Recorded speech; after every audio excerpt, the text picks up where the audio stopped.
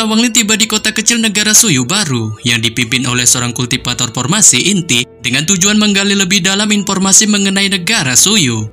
Pada hari ketiga selama dirinya menetap di kota kecil ini, ia pun kemudian melakukan penyamaran sebagai kultivator formasi inti sang pemimpin kota kecil itu dan memutuskan untuk berjalan ke dalam sebuah menara es yang memiliki 11 lantai. Dengan ketika sampai di sana, ia pun akhirnya menemukan salah satu anggota inti yang ditugaskan menjaga menara. Namun alih-alih membantainya agar memuluskan perjalanannya menyusuri TKP dalam menara es ini, Wang Lin pun memilih untuk menguncinya di sebuah formasi ilahinya dan mencoba mencuri semua ingatannya di dalam pikirannya. Setelah melakukan penyerapan ingatannya itu, Wang Lin pun akhirnya mendapatkan sebuah informasi julid berkaitan dengan seorang jenius wanita negara Suyu yang dijuluki sebagai Red Butterfly atau si wanita kupu-kupu merah. Kali ini telah pergi bersama seorang kultivator dari planet Sujaku beberapa tahun yang lalu, bertujuan menerima sebuah upacara khusus pemberkatan. Sebab sebelum bergabung bersama planet Sujaku, jenius Red Butterfly pun telah membuat 2 permintaan khusus pada planet OP itu. Yang mana permintaan pertama, ia pun meminta pada mereka untuk membuat negara Suyunya menjadi negara budidaya peringkat kelima dari yang sebelumnya berada di peringkat keempat. Dan permintaan kedua, memberikan negara Suyunya sebuah wilayah baru yang sangat luas untuk ditinggali. Maka dari itu setelah permintaan kedua itu berhasil dipenuhi dengan negara Suyunya mendapatkan kekuasaan penuh wilayah negara aliansi 4 sekte, itu pun hanya tinggal menyisakan permintaan pertama, yaitu menaikkan level negaranya. Namun sebelum permintaan itu terwujud, seorang kultivator negara itu haruslah mencapai tahap ranah kultivasi perubahan jiwa terlebih dahulu. Sehingga inilah menjadi alasan utama mengapa Red Butterfly harus mengikuti upacara pemberkatan di planet Sujaku, dikarenakan upacara pemberkatan itu adalah teknik yang sangat kuat dan menentang surga. Untuk meningkatkan presentasi keberhasilan seorang kultivator menembus ranah kultivasi perubahan jiwa, dengan setiap orang hanya memiliki satu kesempatan untuk itu dan dibayangi dengan peluang kegagalan yang sangat tinggi. Tetapi jika upacara itu berhasil tanpa hambatan, maka dapat dipastikan orang itu akan mencapai tahap ranah kultivasi perubahan jiwa. Yang oleh sebab itu dari sinilah selama Red Butterfly mampu bertahan dalam upacara khusus pemberkatan itu dan berhasil sepenuhnya mencapai ranah kultivasi tahap perubahan jiwa, planet Sujaku pun akan memberi negara Suyunya hak istimewa menjadi negara budidaya peringkat kelima selama 100 tahun. Dan selama 100 tahun itu jugalah salah satu dari 7 tetua yang selama ini mengikuti Red Butterfly akan dinobatkan menjadi seorang kultivator tahap perubahan jiwa, sehingga itu kemungkinan dapat dipastikan akan memperkuat posisi kedudukan mereka sebagai negara budidaya peringkat kelima. Mengetahui info ini, Wang Lin pun spontan hanya bisa menunjukkan rasa herannya. Dengan tak menyangka planet Sujaku benar-benar mendekingi semua gebrakan yang dilakukan negara Suyu atas dasar identitas dari sang jenius Red Butterfly. Sebelum kemudian setelah memikirkan hal ini, Wang Lin pun memutuskan untuk berjalan keluar dari dalam TKP Menara Es. Namun tepat ketika baru saja Wang Lin sampai di TKP luar Menara Es, ia pun bertemu 2 orang praktisi pria dan wanita yang ternyata merupakan kedua murid dari praktisi formasi inti yang wujudnya kali ini sedang dipakai dalam mode penyamarannya.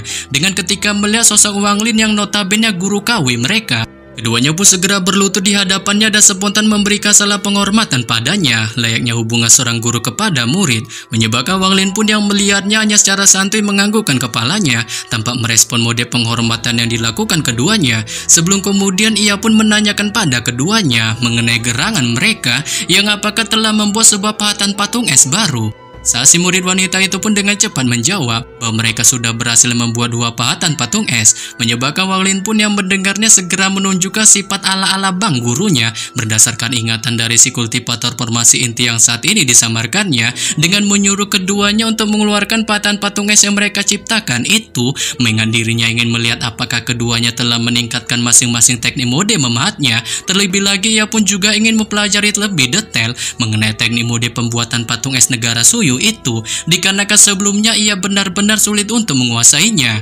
Yang hal ini pun lantas membuat si murid pria langsung menunjukkan kepatuhannya. Dengan segera beliau pun mengeluarkan sebuah patung es yang sangat besar, memiliki penampilan layaknya seekor siluman burung berwajah ganas, sehingga buat Wang Lin pun yang melihatnya tak menunjukkan sedikit pun rasa herannya, mengingat ia tahu patung es itu merupakan salah satu makhluk pelindung negara Suyu yang dijuluki sebagai peri salju. Dan ketika Wang Lin masih melakukan pengamatannya ini, si murid pria itu pun memfokuskan pandangannya untuk sejenak mengumpulkan energi spiritual di dalam tubuhnya. Sebelum kemudian membentuk banyak segel di tangannya yang tiba-tiba menghasilkan sebuah bola darah hitam untuk tanpa basa-basi langsung dilesatkannya ke arah patung es peri salju. Dengan ketika bola darah hitam itu menghantam patung es, itu pun tiba-tiba menghasilkan pancaran asap hitam yang langsung memasuki patung es dan menciptakan tanda simbol yang tampak seperti urat nadi. Diikuti juga dengan bola darah hitam kedua yang dimasukkannya untuk menciptakan urat nadi lainnya di dalam patung es. Tetapi tepat ketika si murid pria itu akan memunculkan bola darah hitam ketiga, wajahnya pun spontan mengalami kepucatan di balik energi spiritualnya yang menunjukkan tanda-tanda melemah, sehingga mbuannya pun bergegas dengan cepat duduk untuk sejenak memulihkan kondisi energi spiritual di dalam tubuhnya. Setelah si murid pria itu menunjukkan pemulihan energi spiritualnya, Wang Lin pun yang melihatnya hanya menunjukkan mode tenangnya dan diam-diam akhirnya berhasil mencari tahu lebih banyak tentang teknik yang ditampilkan si murid pria itu. Dikarenakan menurut ingatan si kultivator formasi inti yang menjadi objek penyamarannya ini, ia pun menemukan informasi mengenai persyaratan untuk menyelesaikan langkah pertama penyempurnaan patung es peri salju itu. Haruslah menempatkan 9 pembuluh darah di dalam tubuh si patung, sehingga ketika hal itu berhasil dilakukan, maka patung es peri salju itu pun sepenuhnya akan berada di tahap sempurna. Namun ketika Wang Lin masih memikirkan hal ini, si murid wanita pun tiba-tiba berjalan menghampirinya, menatapnya di balik raut wajah manjanya, sebelum kemudian berbisik padanya untuk memberitahukan mengenai jawaban dari pertanyaan yang pernah dilontarkannya padanya beberapa hari yang lalu berkaitan tentang kultivasinya yang mengalami masalah, sehingga mbuannya pun mengundangnya datang untuk menolongnya dalam mengatasi masalahnya itu malam ini, sembari berjanji akan memberikan hadiah istimewa bermain kuda-kudaan bersamanya. Saat ini pun membuat Wang Lin yang mendengarnya spontan menunjukkan kebingungannya dengan tak tahu mengenai gerangan apa maksud dari si murid wanita itu. Tetapi setelah membaca ingatan kultivator formasi inti yang disamarkannya ini, ia pun terheran-heran menemukan gerangan maksud yang dituju ke si murid wanita itu ternyata menjurus ke arah lain berkaitan dengan hal-hal yang terkesan di luar nurul, sehingga mbaknya pun kali ini tak bisa menunjukkan tawa kocaknya dan berniat hendak berbicara pada si murid wanita itu.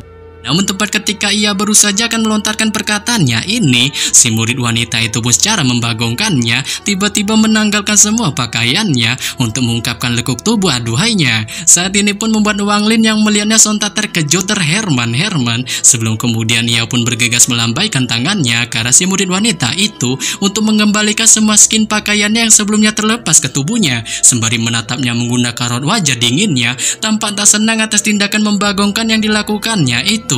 Menyebabkan si murid wanita itu pun yang melihat kemarahan yang ditunjukkan Wang Lin ini hanya bisa secara ketakutan berlutut di hadapannya, sembari secara hormat melontarkan permohonan maafnya pada sang guru KW-nya itu. Dengan ketika si murid wanita itu masih menunjukkan mode melasnya itu, si murid pria pun mengakhiri mode pemulihan tubuhnya, sebelum kemudian ia pun memfokuskan kembali tatapannya ke arah patung es peri saljunya, menciptakan bola darah hitam lainnya yang segera membentuk nadi di dalam patung es, sehingga ketika dalam beberapa menit ia melakukan tindakan itu, 9 nadi di dalam patung es itu pun akhirnya berhasil diselesaikannya. Dengan setelah menuntaskan tahap awal penyempurnaan patung es peri saljunya ini, ia pun segera berlutut di depan patung es itu sembari mulai melontarkan serangkaian kata mantra dari mulutnya. Diikuti jarinya yang segera menunjuk ke titik 9 nadi di dalam patung es, tanpa menunjukkan proses penyempurnaan tahap akhir patung esnya itu.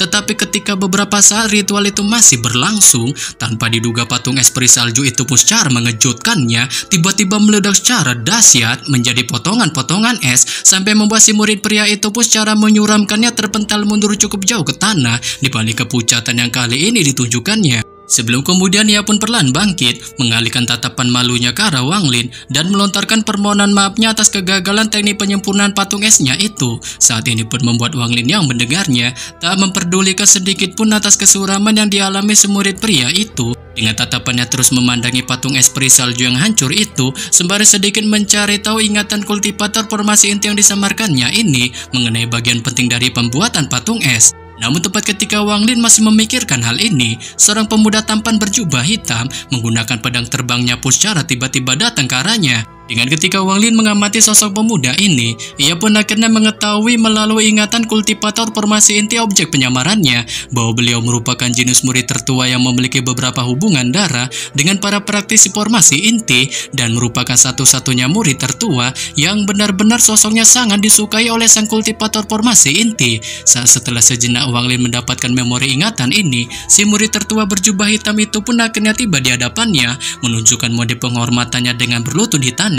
Sebelum kemudian melaporkan sebuah informasi padanya bahwa dirinya telah berhasil menemukan TKP tempat persembunyian sisa-sisa para anggota aliansi Empat Sekte yang masih hidup. Saat ini pun membuat Wang Lin yang mendengarnya hanya menunjukkan ketenangannya, mengingat ia tahu melalui memori kultivator formasi inti objek penyamarannya ini bahwa sebelumnya ia telah menugaskannya untuk melakukan misi penyelidikan ini. Berdasarkan informasi dari seorang manusia panah negara Suyu yang melaporkan bahwa dirinya telah melihat seorang mencurigakan yang tampak tak berasal dari negara Suyunya, sehingga ketika laporan ini diketahui wujud asli sang kultivator formasi inti yang disamarkannya, Wang Lin pun mengetahui ia dapat dipastikan akan melaporkan secara langsung kepada atasan tertinggi negara Suyu yaitu kuil es dan salju yang kemungkinan besar akan mengirimkan banyak praktisi brutal untuk ditugaskan dalam misi pembantaian rata semua orang yang bersembunyi di TKP persembunyian aliansi Empat Sekte itu. Namun untungnya Wang Lin saat ini menjadi pemegang kekuasaan penuh si kultivator formasi inti ini, sehingga membuatnya pun memilih untuk tak melaporkan informasi itu kepada kuil es dan salju, melainkan ia berniat untuk dengan langsung memeriksanya secara pribadi guna mengetahui lebih jelas mengenai gerangan apa sebenarnya yang tersembunyi di sana. Oleh sebab itu ia pun memerintahkan si murid tertua itu untuk bergegas memimpin perjalanan menuju TKP persembunyian aliansi Empat Sekte itu, menyebabkan si murid tertua itu pun yang mendengarnya spontan terkejut sejenak, mengingat ia tahu tuannya itu tak pernah sekalipun berurusan secara pribadi dengan masalah itu atau bahkan sedikit pun mengajaknya bekerja sama dalam masalah ini.